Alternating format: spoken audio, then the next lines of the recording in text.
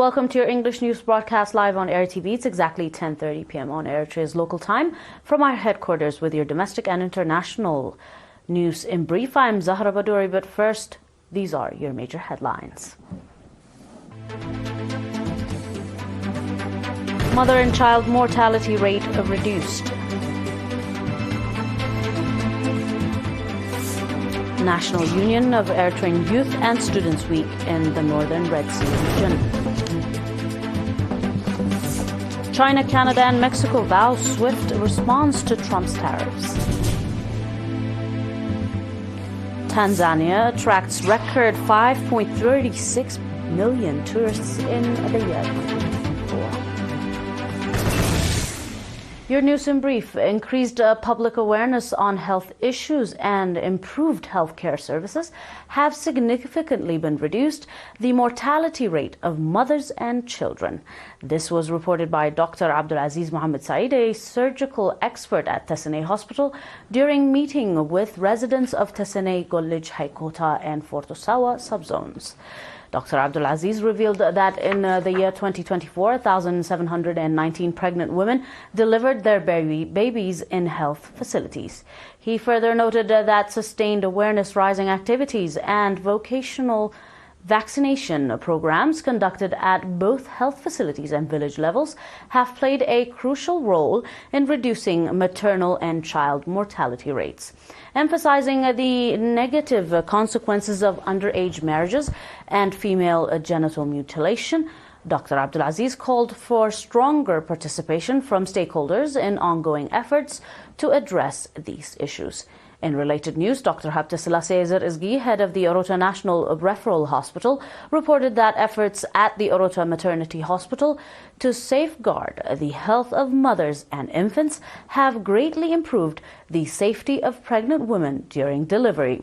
He highlighted that alongside its routine services, the hospital is conducting both practical and theoretical awareness-raising activities. Dr. Habte Selassie advised pregnant women to visit health facilities for checkups between 8 to 12 times throughout their pregnancies and to ensure better maternal health care outcomes.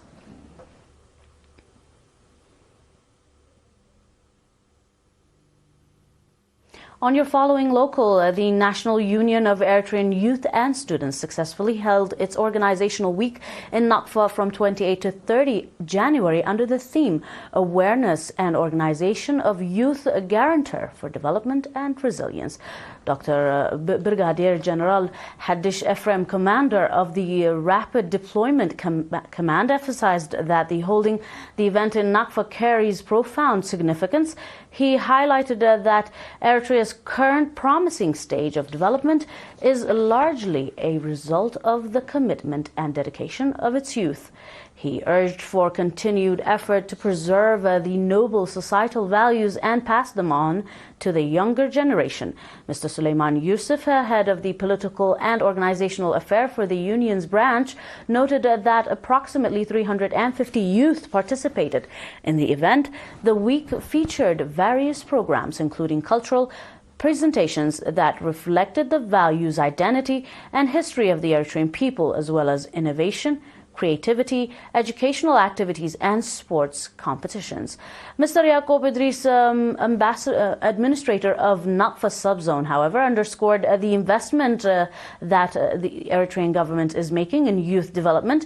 He expressed the subzone's readiness to support all the initiatives of the union. Mr. Saleh Ahmeddin, chairman of the National Union of Eritrean Youth and Students, commended all participants and contributors for the successful implementation of the program. He called for even greater effort to ensure future programs are even more impactful. As part of the event, participants visited the historic Denden trenches. Your international, dear viewers, in a bit.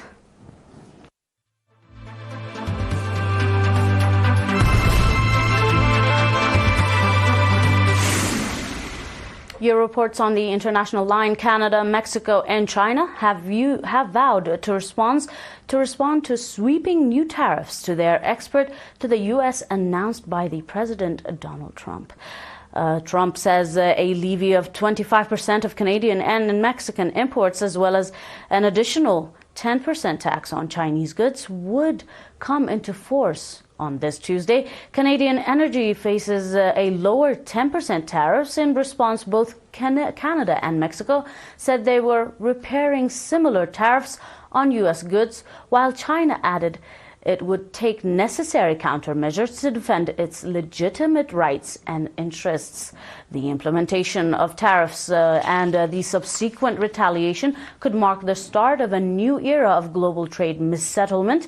Reports, however, see that particularly these tariff increases measures taken by the Trump administration on those trade partner countries mentioned could impact U.S. companies negatively.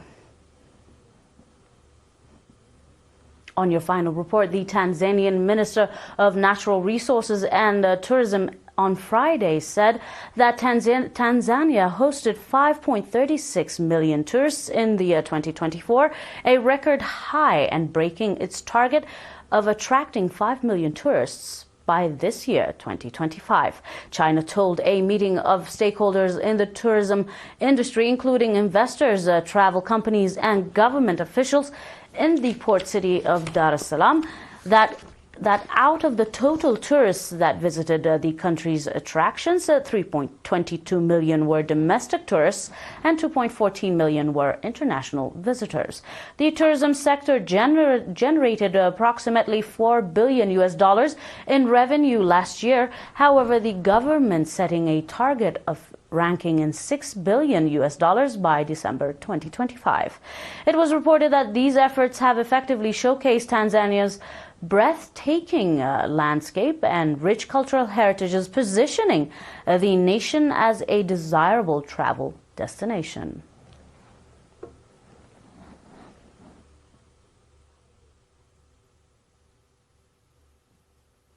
Dear viewers, that is all for now with your reports for tonight. But until we are back with some more news, these are your major headlines again. Mother and child mortality rate reduced.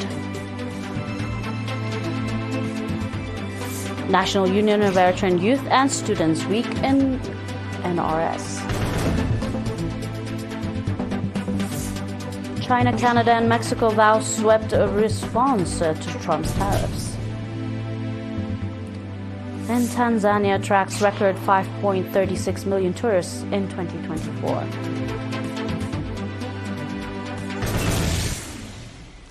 That is all from us here in Asmara at 10:30 p.m. news broadcast. Until we are back with some more news, stay tuned with the rest of our programs. Ta-ta for now.